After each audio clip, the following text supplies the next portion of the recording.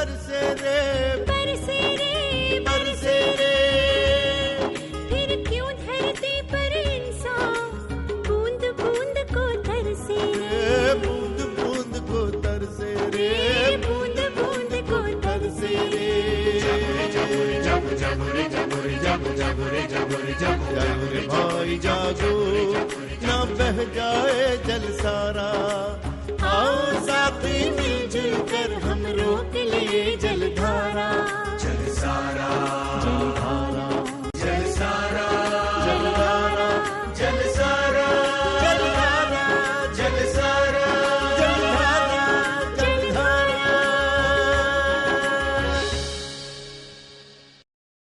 मैं आकाश हूं। सबसे पहले पिछले सप्ताह की घटनाओं पर एक नजर। खोपाला गांव आज से कुछ वर्षों पहले इस स्थिति में नहीं था। 1998 से पहले आए हुए सूखे ने इसकी स्थिति दयनीय बना दी थी। मथुर भाई ने उन्हीं दिनों जल संचय योजना के बारे में कुछ जानकारियां हासिल की और फिर युद्ध स्तर पर कार्य प्रारंभ हुआ। जून तक सारे तालाब तैयार हो चुके थे। पहली ही बरसात में सारे तालाब, चेक डैम जल से भर गए थे। आंकड़े बताते हैं उस साल भावनगर जिले के केवल खोपाला में ही कपास की रिकॉर्ड उपज दर्ज की गई और इस प्रकार मथुर भाई ने सौराष्ट्र जल धारा ट्रस्ट की स्थापना की। मैं आकाश, मैं छत बनकर रहता हूँ, हर मौसम को सहता हूँ, सूरज के संग में तपता हूँ, मैं वायु के संग बहता हूँ।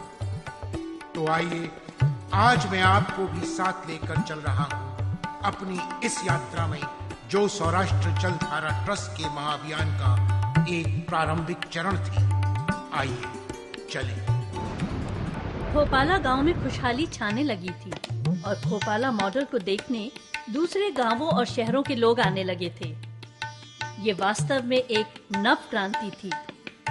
इससे जुड़ते लोगों को और इसकी बढ़ती हुई प्रसिद्धि को देख सौराष्ट्र जल धारा ट्रस्ट के श्री मथुर भाई ने इस अभियान को आगे बढ़ाने की दिशा में एक पदयात्रा की योजना बनाई और इस पदयात्रा का शुभ आरंभ 14 नवंबर और समापन 18 नवंबर 1999 को करने का विचार सभी के सामने रखा। प्रथम लक्ष्य 250 किलोमीटर का रखा गया और निर्णय लिया गया कि यह पदयात्रा गडड़ा तालुका के भीमडाग गांव से प्रारंभ होकर महुआ तालुका के भाद्रौड़ गांव में समाप्त होगी। पूरी तैयारियों के बाद इस प्रथम पदयात्रा के शुभारंभ का ऐतिहासिक समय आया। दिनांक 14 नवंबर 1999 भारत के प्रथम प्रधानमंत्री जवाहरलाल नेहरू के जन्म दिवस पर यह पदयात्रा आरंभ हुई। इस यात्रा का दृश्य देखते ही बनता था। भावनगर, सूरत, अहमदाबाद, मुंबई एवं सौराष्ट्र के अन्य जिलों से आए सैकड़ों स्वयंसेवक और हीरा व्यापारी इस यात्रा में उनका साथ दे रहे थे। सभी इस जल संग्रह जल धारा अभियान में एकजुट होकर आगे बढ़ने को तैयार थे और इस पद यात्रा को गुजरात विधानसभा के स्पीकर श्री धीरू भाई शाह ने झंडी दिखाकर आरंभ किया। एक विशाल समूह एक लक्ष्य को लेकर निकल पड़ा।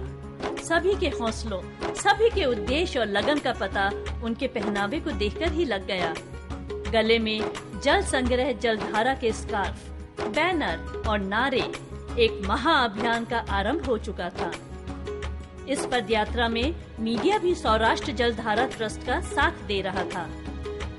रास्ते की सुविधाओं को ध्यान में रखते हुए कारें, जीपें, ट्रैक्टर, पानी पिलाने के लिए पानी के टैंकर भी साथ साथ चल रहे थे ताकि थकान के बाद लोग प्यास बुझा सकें। और बीच बीच में इनके कार्यक्रम और आयोजन पूर्व निर्धारित कार्यक्रम के अनुसार चल रहे थे। जब भी ये कारवां किसी गांव में कुछ समय के लिए विश्राम लेता तो वहां इन पदयात्रियों को देखने के लिए विशाल जनसमूह एकत्रित हो जाता। पदयात्रियों का भिन्न भिन्न प्रकार से स्वागत एवं सत्कार किया जाता और मथुर भाई एवं उनके सहयोगी उस गांव के निवासियों को जल संचय के लाभों और उद्देश्यों से अवगत कराते।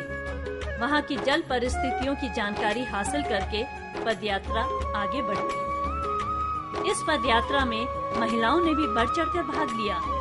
वे पुरुषों के कंधे से कंधा मिलाकर जल संचय के नारे लगाती हुई पदयात्रा को सफल बनाने में अपना योगदान दे रही थी। पदयात्रा का पूरा दौर देखते ही बनता था। बाजे, ढोल, ताशे, नगाड़े हर जगह।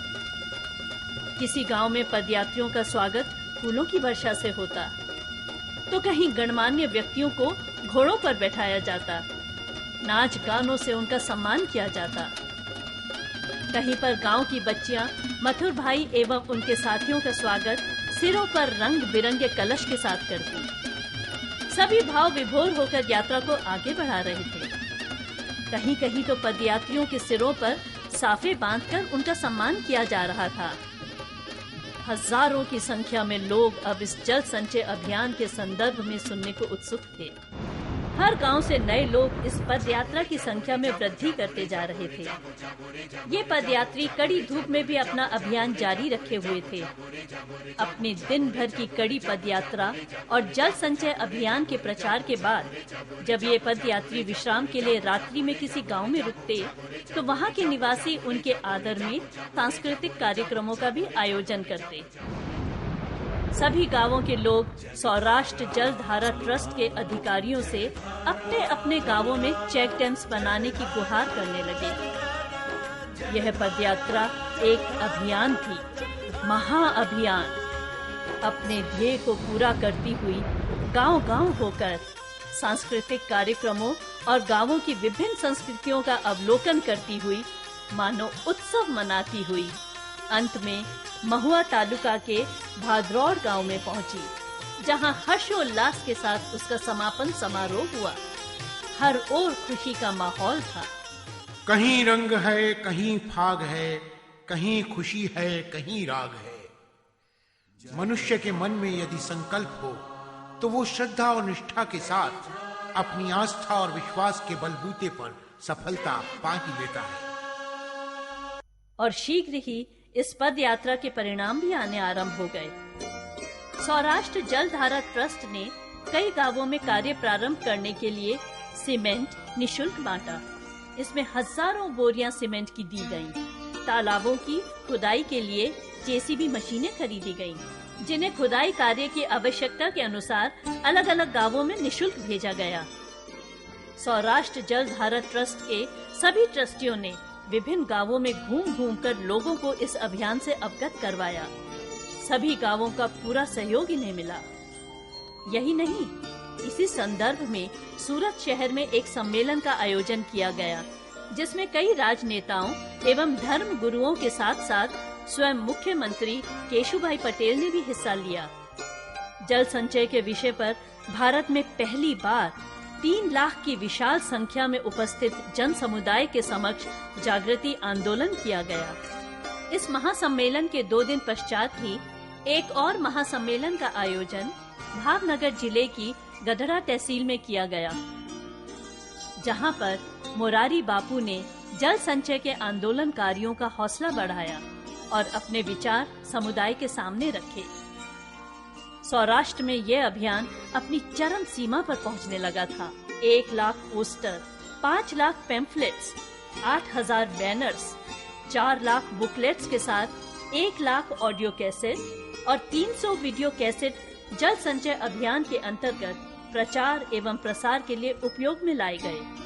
इन सभी में गांव वालों के लिए सिर्फ और सिर्फ एक ही संदेश था: जल संचय, पानी से परिवर्तन।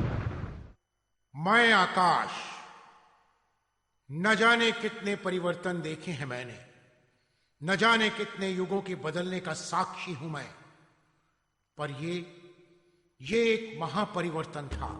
मनुष्यों की सोच का, ग्रामीणों, नागरिकों के जागरण का।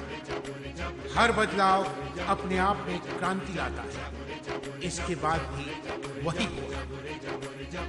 इन सेमिनारों के बाद सौराष्ट्र जल धारा ट्रस्ट ने इस जल संचय आंदोलन को प्रगति एवं विस्तार देने के लिए 1 नवंबर से 5 नवंबर सन 2000 में 5 महासम्मेलनों का आयोजन किया, जिसमें गणमान्य व्यक्तियों के साथ हजारों गांव वालों ने हिस्सा लिया। पहले सम्मेलन का आयोजन 1 नवंबर सन 2000 में भावनगर जिले के बगदाना में किया गया, जिसमें माननीय मेनका गांधी, इरिगेशन मिनिस्टर श्री नितिन भाई पटेल, गुजरात विधानसभा के स्पीकर श्री धीरू भाई शाह के साथ कई नेताओं, धर्म गुरुओं और सामाजिक कार्यकर्ताओं ने भी भाग लिया। दूसरा महासम्मेलन अमरेली जिले के बक्सरा में हुआ, जिसमें महाराष्ट्र के सामाजिक कार्यकर्ता श्री अन्ना हजारे एवं तरुण भारत संघ के प्रेसिडेंट श्री राजेंद्र सिंह जी ने गुजरात सरकार के कई मंत्रियों, ट्रस्टियों एवं कार्यकर्ताओं के साथ भाग लिया। जामनगर जिले के कालावड़ में तीसरे महासम्मेलन का आयोजन किया गया। इसमें भी श्री अन्ना हजारे और श्री राजेंद्र सिंह ने तत्कालीन मुख्यमंत्री श्री केशुभाई पटेल और केंद्रीय एवं राज्य सरकार के नेताओं और मंत्रियों सहित हिस्सा लिया। चौथा महासम्मेलन सुरेंद्र नगर जिले के सायला में हुआ, जिसमें नर्मदा निगम के चेयरमैन श्री भूपेंद्र सिंह चूड़ासमा, श्री अन्ना हजारे, श्री राजेंद्र सिंह ने सैकड़ों सामाजिक कार्यकर्ताओं समेत हिस्सा लिया। पांचवां एवं इस कड़ी का अंतिम महासम्मेलन उत्तर गुजरात के जिला बनासकांठा के डीसा में हुआ, जिसमें दत्तानी आश्रम के स्वामी श्री सच्चिदानंद जी, श्री धीरू भाई शाह और अन्य नेताओं के साथ सभी सामाजिक कार्यकर्ताओं ने भाग लिया। इन सभी महासम्मेलनों के परिणाम पूरी तरह सकारात्मक थे। लाखों की तादाद में लोग सौराष्ट्र जलधारा ट्रस्ट के जल संचय अभियान से जुड़ने लगे थे। नागरिकों एवं गांव वालों की उत्सुकता और उत्साह को देखकर मथुर भाई ने सौराष्ट्र के बचे हुए क्षेत्रों में भी एक और पदयात्रा करने का निर्णय लिया, जो मोरारी बापू के गांव कल गाजरवाड़ा से प्रारंभ होकर गांधी बापू की जन्म स्थली पोरबंदर में समाप्त हुई। अपनी मर्जी से अपने सफर के हम हैं, रुख हवाओं का जिधर है बस उधर के ही हम हैं। चलते रहते हैं कि चलना है अपना नसीब, सोचते यही हैं कि मंजिलों के लिए ही हम हैं। और एक और नई पदयात्रा का प्रारंभ किया मथुर भाई सवानी ने, लेकर नई उम्मीदें, नए विचार, फिर जुड़ा कारवां चलने को तैयार। और 18 नवंबर 2001 को ये पद यात्रा आरंभ हुई। उस दिन श्री मथुर भाई ने विशाल जन समूह को संबोधित किया। इस शुभ कार्यक्रम का आरंभ मुख्य अतिथि मोरारी बापू के हाथों हुआ। उन्होंने पूजा की।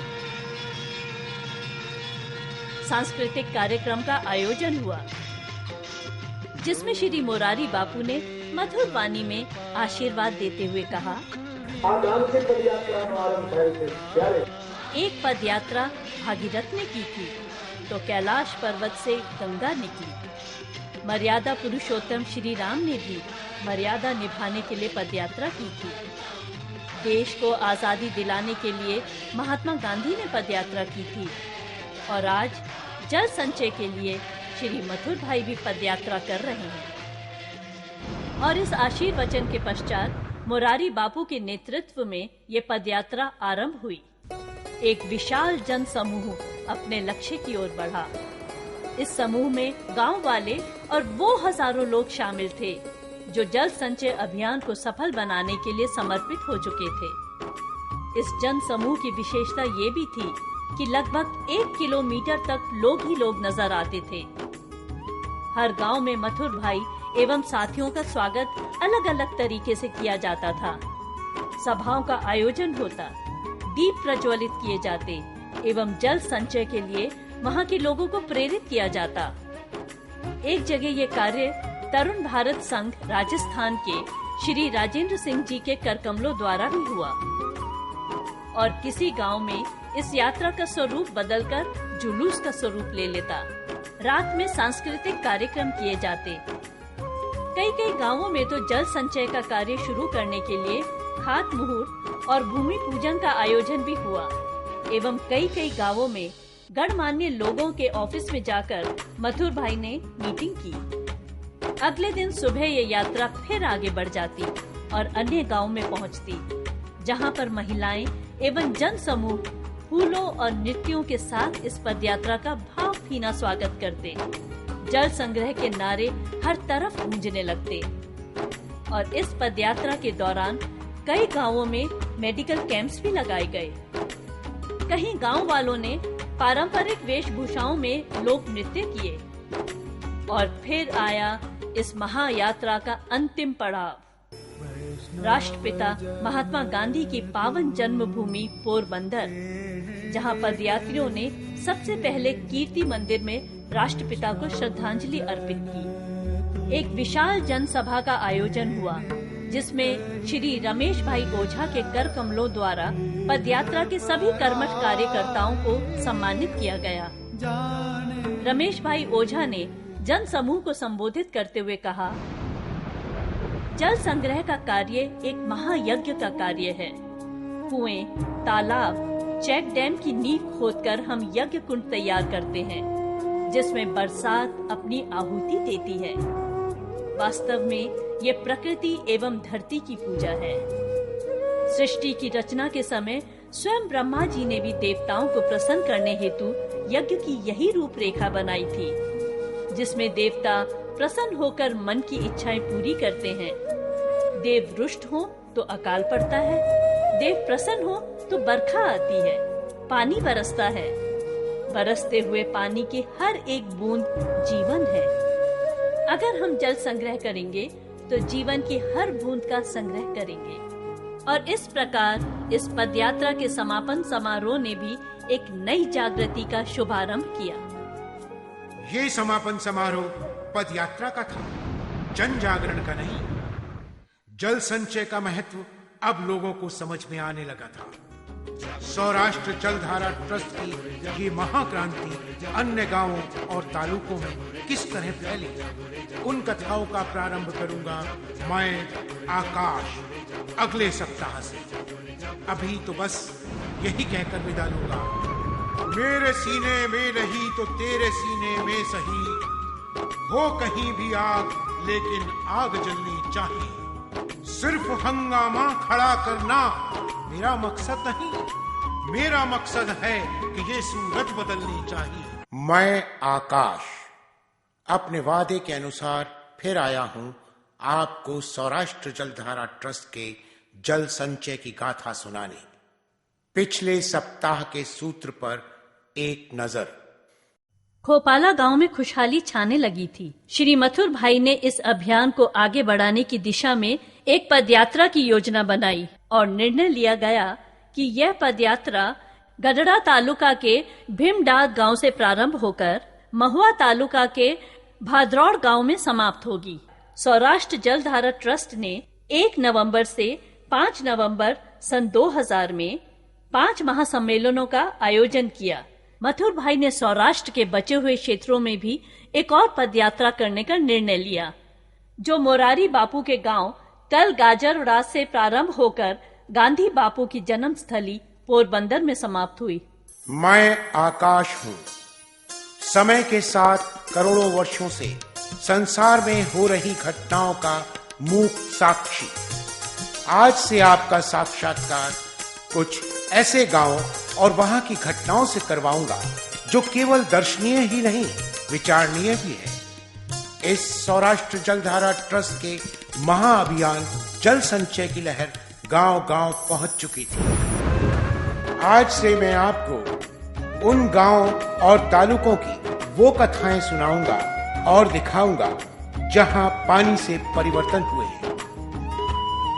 तो आइए सबसे पहले चलते हैं भावनगर जिले की गडड़ा तालुका के गांव विकलिया में। खोपाला चेक डैम मॉडल की सफलता की चर्चाएं विकलिया गांव में पहुंच चुकी थी। यहां गांव वासियों पर इसका बहुत प्रभाव पड़ा था, क्योंकि जो समस्याएं खोपाला में थी वैसी ही समस्याओं से विकलिया गांव के किसान और गांव वाले भी जूझ रहे थे। गांव की दशा पानी की कमी और अकाल के कारण दयनीय थी। गांव की महिलाएं दूर दूर से पानी भरकर लाती थीं। जल संचय योजना की खोपाला गांव में हुई सफलता को देखते हुए गांव के वरिष्ठ लोगों ने एकजुट होकर विकलिया में भी इस योजना को अंजाम देने का निर्णय लिया। और फिर आई जन्माष्टमी। श्री कृष्ण के जन्म दिवस के पावन अवसर पर इन सभी गांव वालों ने एकमत होकर ये निर्णय लिया कि पहले सभी खोपाला गांव जाकर परिवर्तनों को देखेंगे और फिर जलधारा ट्रस्ट को विकलिया क्षेत्र में जल संचय अभियान के लिए आमंत्रित करेंगे। फिर सभी ने खोपाला का रुख किया। खोपाला गांव उस समय हर प्रकार से समृद्ध गांवों में से एक था। चारों ओर हरियाली, सभी तालाबों और कुओं का बढ़ा हुआ जल स्तर और वहां छाई हुई खुशहाली को देखकर ये सभी भाव विभोर हो गए और विकलिया गांव वासियों ने सौराष्ट्र जलधारा ट्रस्ट को अपने गांव में आमंत्रित किया। स्वयं मथुर भाई अपने सहयोगियों के साथ विकलिया गांव पहुंचे। वहां के निवासी उत्साहित थे। अब इस गांव में भी जल संचय अभियान का प्रारंभ हो चुका था। गांव कमेटी, सौराष्ट्र जलधारा ट्रस्ट और सभी कार्यकर्ताओं ने पूरे गांव का सर्वे किया और हर प्रकार की पड़ताल और तकनीकी जानकारियों के बाद तय पाया गया कि विकलिया में लगभग 108 चेक डैमों की आवश्यकता है और इसके लिए श्रमदान और लोक भागीदारी के लिए संपूर्ण गांव को प्रोत्साहित करना आवश्यक था और मानो संपूर्ण गांव अपना सहयोग देने को उमड़ पड़ा था। समाज के सभी वर्गों ने पैसों से भी योगदान दिया। श्रमदान के लिए उस समय सभी लोग अभिभूत हो गए जब मथुर भाई पास की हरिजन बस्ती में गए और वहाँ के लोगों के साथ जलपान किया। इस वर्ग के लोगों ने चेक डैम बनवाने में लगभग 4 लाख रुपयों से भी अधिक का श्रमदान किया। यहाँ इस गांव की एक वृद्धा अम्बा माँ की कथा अपने आप में एक उदाहरण बन गई। 6 बेटियों की माँ अम्बा ने अपनी मरण मोड़ी अर्थात मृत्यु के पश्चात क्रियाकर्म और मृत्यु भोज के लिए अपने पूरे जीवन में 1,01,000 रुपए जोड़े थे।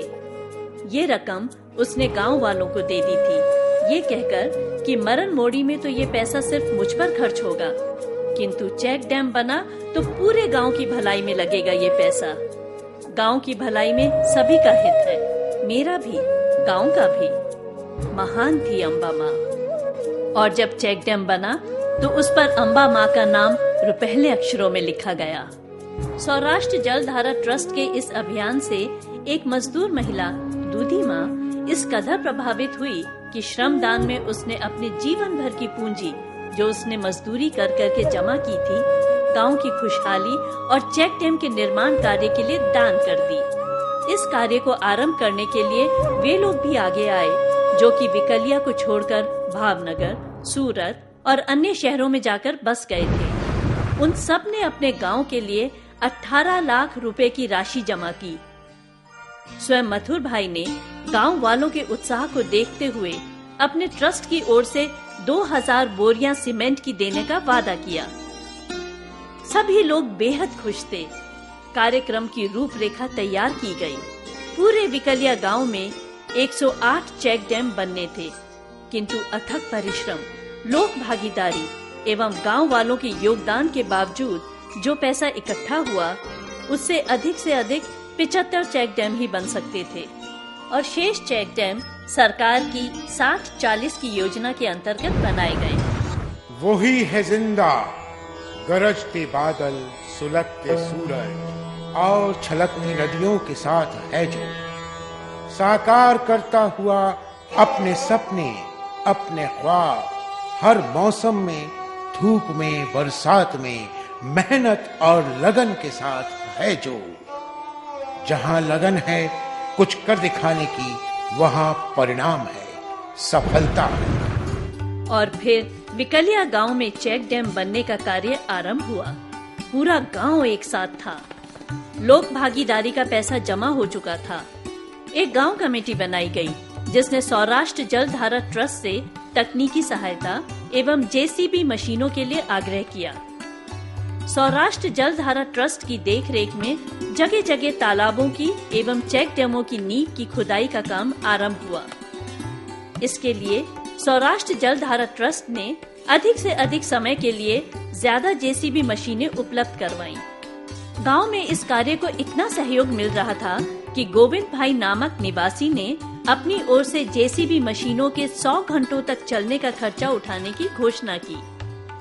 सभी किसानों एवं गांव वालों को एकजुट होकर काम करते देखना बेहद सुखद लगता था। श्रमदान करने आए मजदूरों की सभी आवश्यकताओं का ध्यान उन खेतों के किसान स्वयं रख रहे थे। सबके चाय पानी की व्यवस्था भी यही लोग कर रहे थे। मिलजुल कर कार्य करने एवं एक दूसरे का हाथ बटाने के दृश्य देखते ही बनते थे।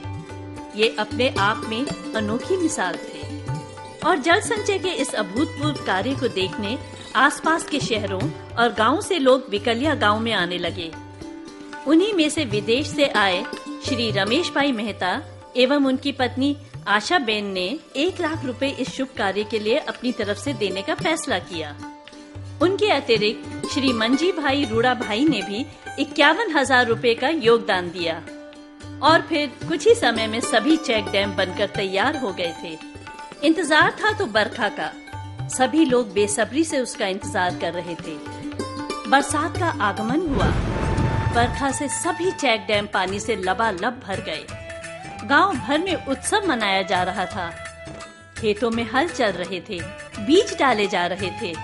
हर तरफ आनंद का माहौल था। कोई सवाल बिना मेहनत के हल नहीं होता। अगर हो हौसला दिल में तो फिर क्या नहीं होता। और विकलिया गांव के लोगों की मेहनत और लगन ने उन्हें और उनके सपनों को साकार किया। उनकी मेहनत रंग लाई। और जब नई फसल आई तो हर तरफ खेत लहलहा रहे थे। इस बार गांव में रिकॉर्ड पैदावार हुई थी। इस वर्षा के बाद कपास और मूंगफली की रिकॉर्ड उपज दर्ज की गई। शहर की मंडी में कपास अच्छे दामों में बिका, जिससे गांव के किसानों को सीधा लाभ मिला। विकलिया में मूंगफली की पैदावार अच्छी हुई थी, पर उसकी कीमत अच्छी नहीं मिल रही थी। ये एक नई समस्या थी और सौराष्ट्र जलधारा ट्रस्ट ने इस समस्या का निदान भी कर दिया। ट्रस्ट की ओर से एक तेल निकालने की मशीन लगाने का निर्णय लिया गया। मशीन लगाई गई और पूजा पाठ के साथ उसका मुहूर्त हुआ और मशीन ने काम आरंभ किया।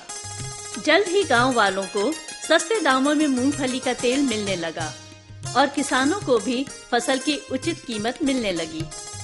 लेकिन अब एक और नई समस्या खड़ी हो गई थी।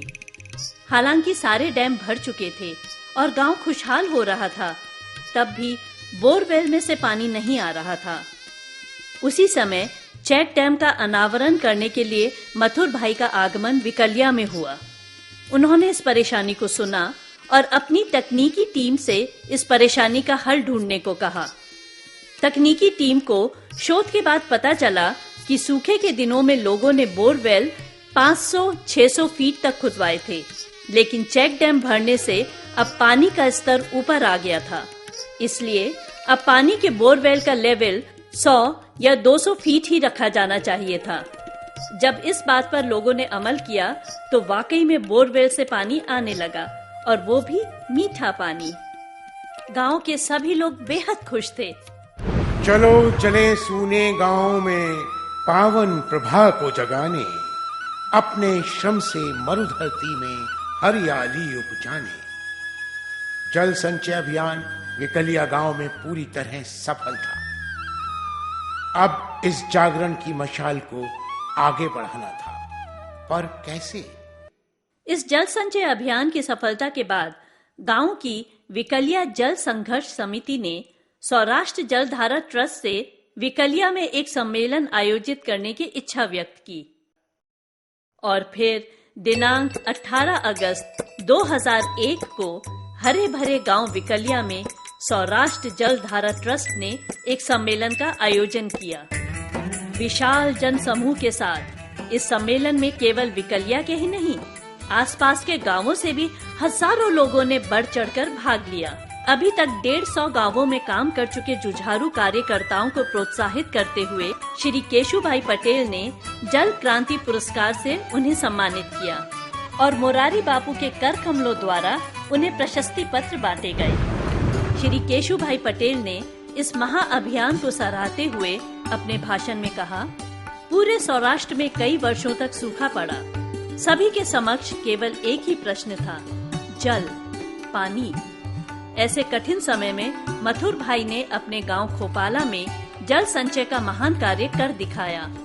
अभी तक इस ट्रस्ट ने 4-5 हजार चेक डैम बनाए हैं। मुझे पूरा विश्वास है कि ये आंकड़ा जल्दी ही 6 से 7 हजार से ऊपर पहुंच जाएगा।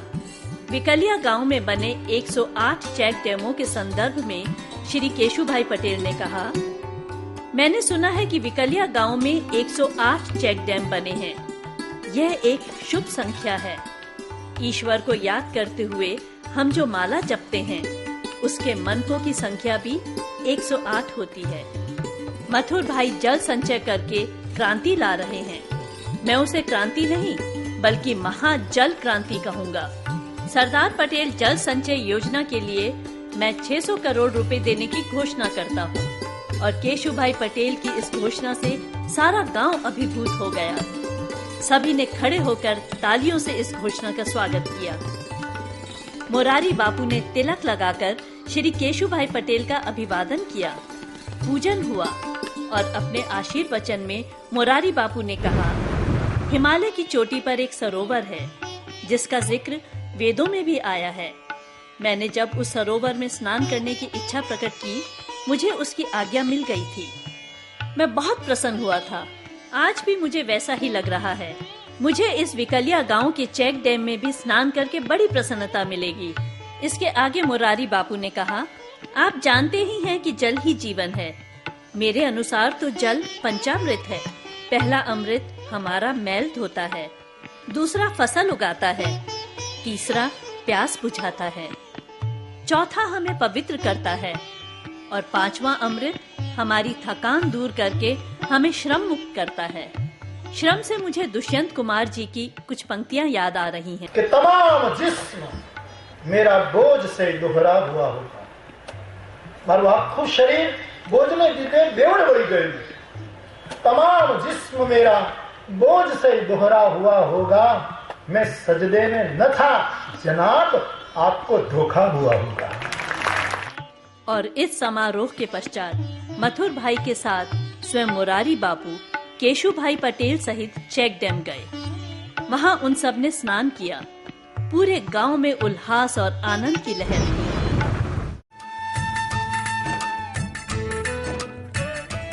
विकलिया आज पूर्ण रूप से समृद्ध एवं खुशहाल गांव है। उसकी गणना एक हरे भरे गांव के रूप में होती है। सन 2007 में जब कई वर्षों पश्चात जन्माष्टमी के अवसर पर मथुर भाई विकलिया गांव आए, तो पूरे गांव ने उनका भव्य स्वागत किया, सम्मान किया।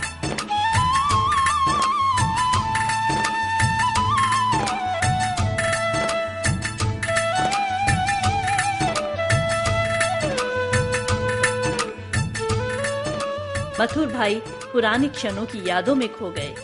उन्होंने गांव वालों को संबोधित करते हुए बधाई दी अपने गांव की तरक्की के प्रति अपनी लगन एवं निष्ठा दिखाने के लिए। मथुर भाई प्रसन्न हैं कि विकलिया गांव आज जल संचय के क्षेत्र में अपने आप में एक उदाहरण बन गया है। ये कथा थी विकलिया गांव की। उस गांव के कर्मठ नागरिकों, किसानों और श्रमदान के प्रति समर्पित अम्बा माँ और दूधी माँ जैसी नारियों की, जिन्होंने सौराष्ट्र जलधारा ट्रस्ट के सहयोग से अपने गांव को नव जीवन दिया, जल संचय दिया और खुशहाल बनाया। आज यहाँ हरे भरे खेत लहला रहे हैं और जनमानस जल संचय का लाभ उठा रहे हैं। हर तरफ हो खुशियाँ, हो हर जगह मुस्कान। आओ आगे बढ़े, कुछ करें, बनाएं, सजाएं और संवारें अपना गुलिस्तान।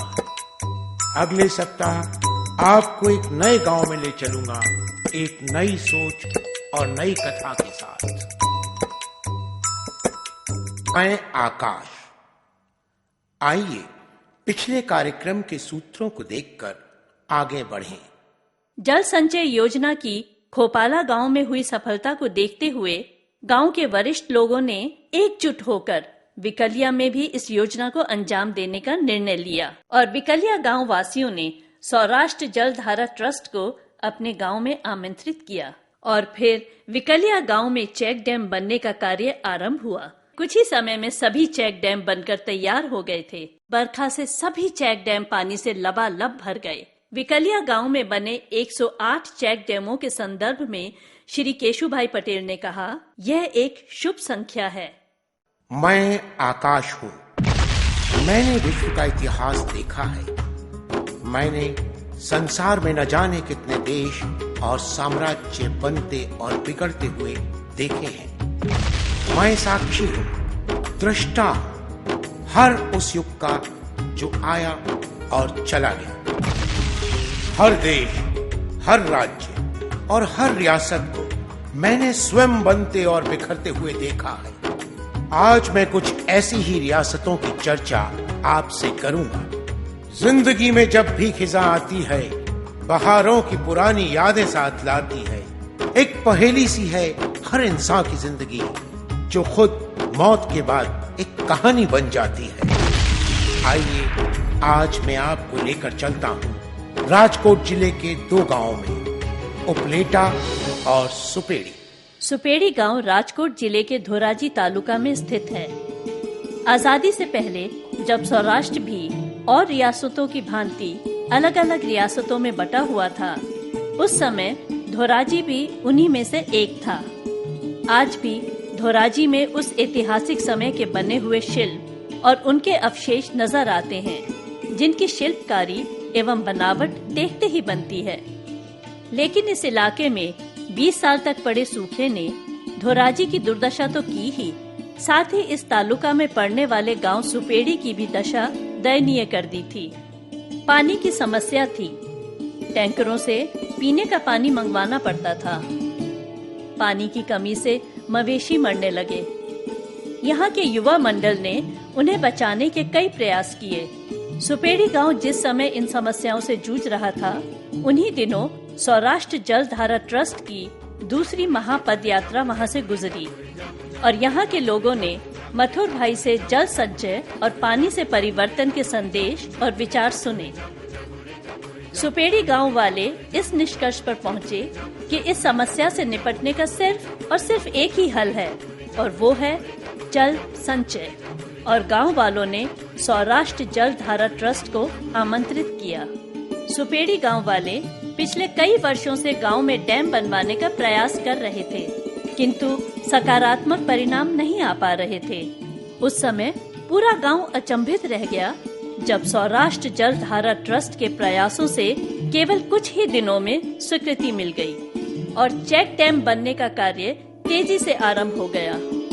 और देखते ही देखते मात्र कुछ ही महीनों में चेक डैम बनकर तैयार हो गया। ये गांव के सभी लोगों के अथक प्रयासों और मिलजुल कर कार्य करने की लगन का ही परिणाम था।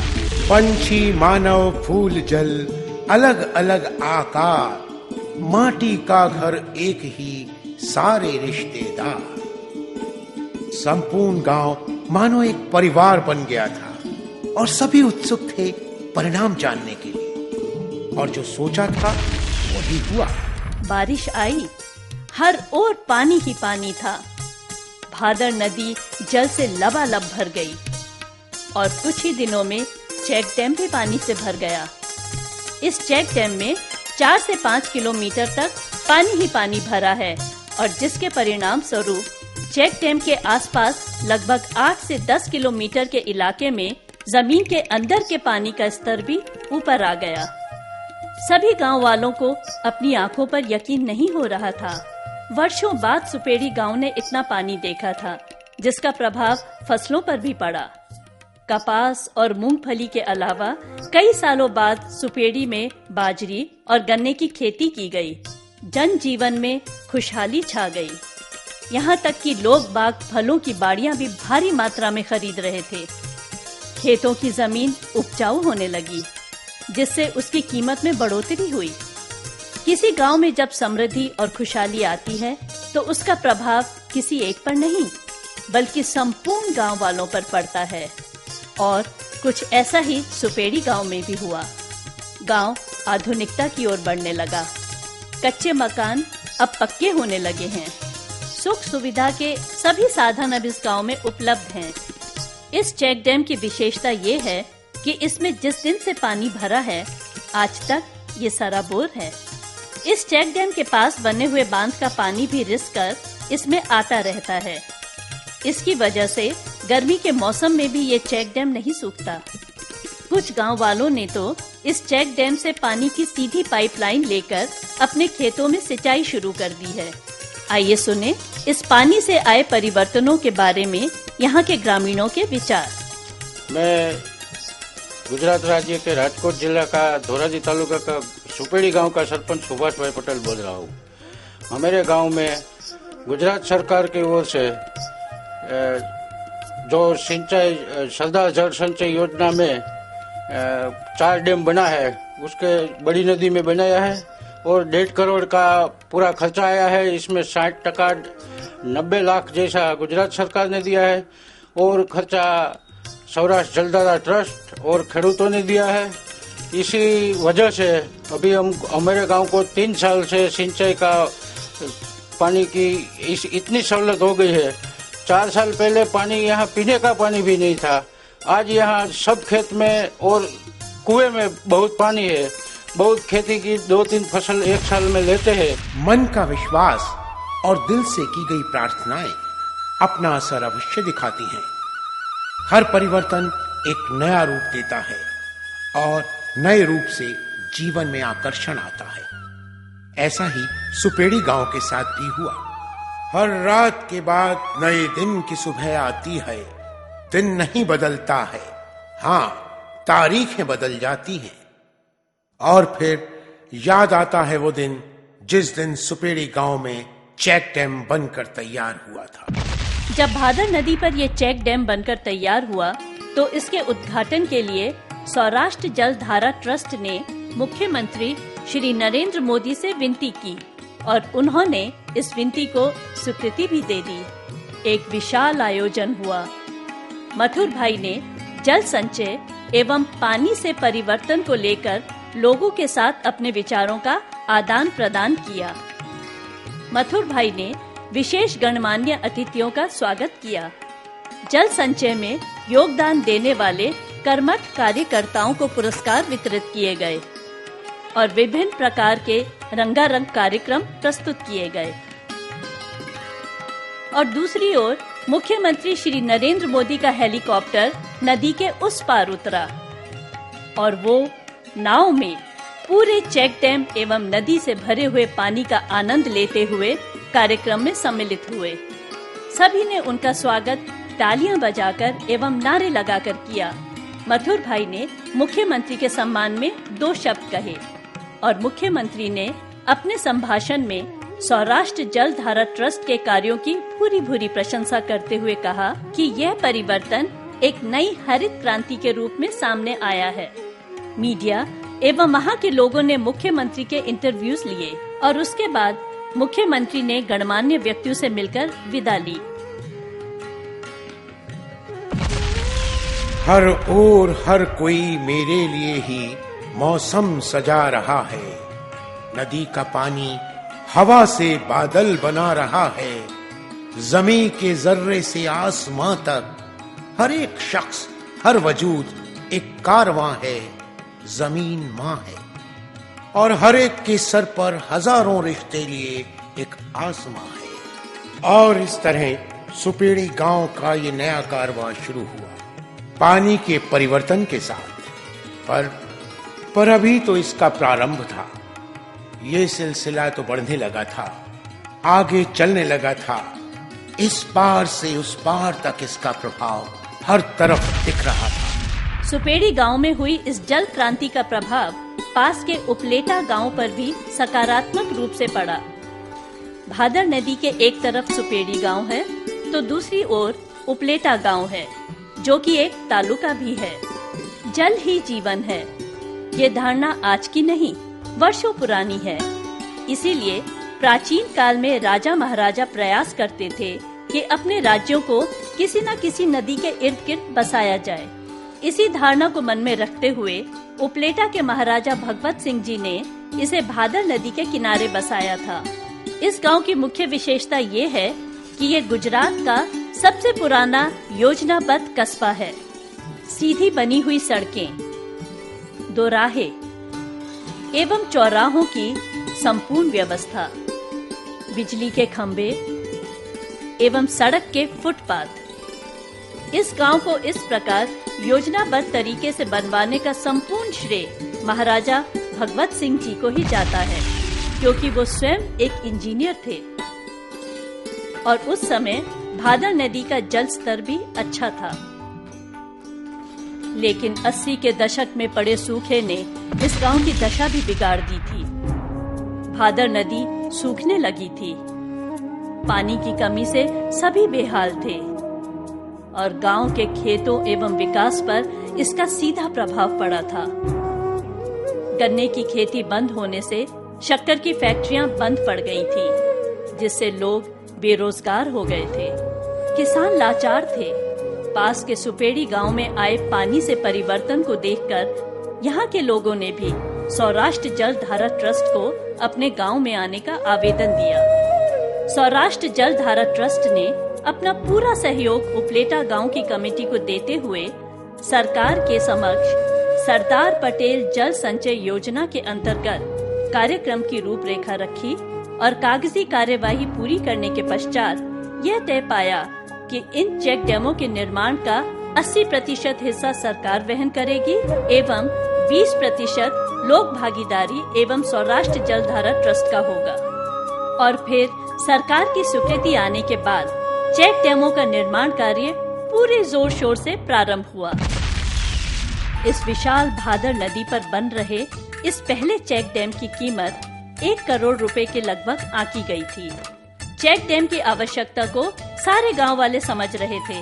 चलो उठो, बढ़ो आगे और एक नया आंगन बनाओ, सपनों को साकार करो और मिलकर अपना गांव बसाओ। उपलेटा गांव में ही दूसरा चेक डैम भी भादर नदी पर बन रहा था।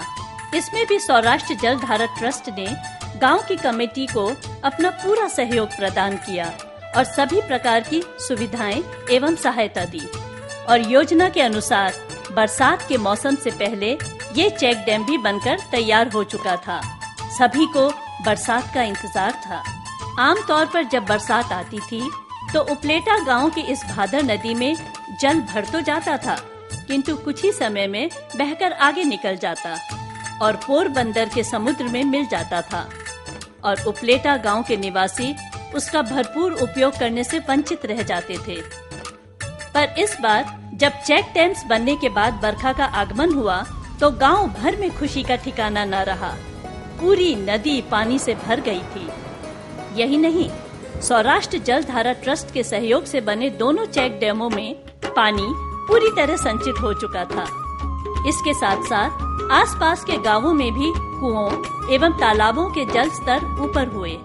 पूरे गांव में इन चेक डैमों द्वारा मानो एक हरित क्रांति आ गई थी। इन चेक डैमों का उद्घाटन गुजरात के सिंचाई मंत्री ने किया। श्री कृष्ण ने गीता में कहा है कि कर्म करो, फल ऊपर वाले पर छोड़ो। कर्मण्येवाधिकारस्ते मा फलेषु कदाचन। मेहनत और कर्म का परिणाम सदैव सुखद होता है। इन 2 चेक डैमों के बनने से उपलेटा गांव में तरक्की एवं खुशहाली हर तरफ नजर आती है। गन्ना, केला, पपीता एवं मिर्च की फसलें जो पिछले 25 सालों से नहीं हो पा रही थी, एक बार फिर लहलहाने लगी। हर ओर समृद्धि थी। इसी दौरान सौराष्ट्र जल धारा ट्रस्ट की ओर से मथुर भाई ने उपलेटा गांव का एक दौरा किया, जिसमें उन्होंने यहाँ के निवासियों से उपलेटा गांव में हुए पानी से परिवर्तन की कथाएं सुनी। बटुक भाई ने मथुर भाई को बताया कि चेक डैम बनने से उपलेटा में केला और पपीता अच्छी मात्रा में हुआ है, जिससे निर्यात पर भी असर पड़ा है। इनका निर्यात आगरा शहर, दिल्ली, राजस्थान, पंजाब जैसे राज्यों में भी किया गया है। एक अन्य किसान के अनुसार 25 साल बाद इन्होंने गन्ने की फसल बोई और उन्हें फायदा हुआ। गन्ने की अच्छी पैदावार होने की वजह से उपलेटा गांव में बंद पड़े गुड़ बनाने के कई लघु उद्योग फिर से आरंभ हो गए हैं। गन्ने का रस निकालकर गुड़ बनाया जाता है, जिससे कई लोगों का जीवन यापन होता है, रोजगार मिलते हैं, बेरोजगारी समाप्त होती है। उपलेटा गांव इसका प्रत्यक्ष उदाहरण है। सभी गांव वालों ने मथुर भाई से सौराष्ट्र जल धारा ट्रस्ट के कार्यों की प्रशंसा दिल खोलकर की। हर तरफ छाने लगी है एक नई उमंग। गा रहा है गीत मौसम हर किसी के संग। चल पड़ा है कारवां तो अब ये ठहरेगा कहाँ। आओ आओ मिलाओ हाथ, चलें हम भी इसी के संग। दर्शकों, पिछले 9 दिनों से नवरात्रि के उपलक्ष्य में आप लोगों ने जमकर गरबा और डांडिया रास किया होगा। ईश्वर प्रसन्न होकर आप सबकी मनोकामनाएं पूरी करेंगे। और आज दशहरे के पावन अवसर पर दक्षिणा कम्युनिकेशंस की ओर से आप सभी दर्शकों को हार्दिक शुभकामनाएं। मैं आकाश। आइए पिछले कार्यक्रम के सूत्रों को देखकर आगे बढ़ें। सुपेड़ी गांव राजकोट जिले के धोराजी तालुका में स्थित है। सुपेड़ी गांव वाले पिछले कई वर्षों से गांव में डैम बनवाने का प्रयास कर रहे थे। सौराष्ट्र जल धारा ट्रस्ट के प्रयासों से केवल कुछ ही दिनों में स्वीकृति मिल गई और चेक डैम बनने का कार्य तेजी से आरंभ हो गया। और देखते ही देखते मात्र कुछ ही महीनों में चेक डैम बनकर तैयार हो गया। जब भादर नदी पर यह चेक डैम बनकर तैयार हुआ तो एक विशाल आयोजन हुआ। सुपेड़ी गांव में हुई इस जल क्रांति का प्रभाव पास के उपलेटा गांव पर भी सकारात्मक रूप से पड़ा। यहाँ के लोगों ने भी सौराष्ट्र जल धारा ट्रस्ट को अपने गांव में आने का आवेदन दिया। ट्रस्ट ने गांव की कमेटी को अपना पूरा सहयोग प्रदान किया और सभी प्रकार की सुविधाएं एवं सहायता दी। और योजना के अनुसार बरसात के मौसम से पहले ये चेक डैम भी बनकर तैयार हो चुका था। चेक डैमों के बनने से उपलेटा गांव में तरक्की एवं खुशहाली हर तरफ नजर आती है। मैं आकाश आप सभी दर्शकों को सुना रहा हूँ कथा सौराष्ट्र के जल संचय अभियान की। वहाँ की संस्कृति, रीति रिवाजों और वहाँ पर हुए उन परिवर्तनों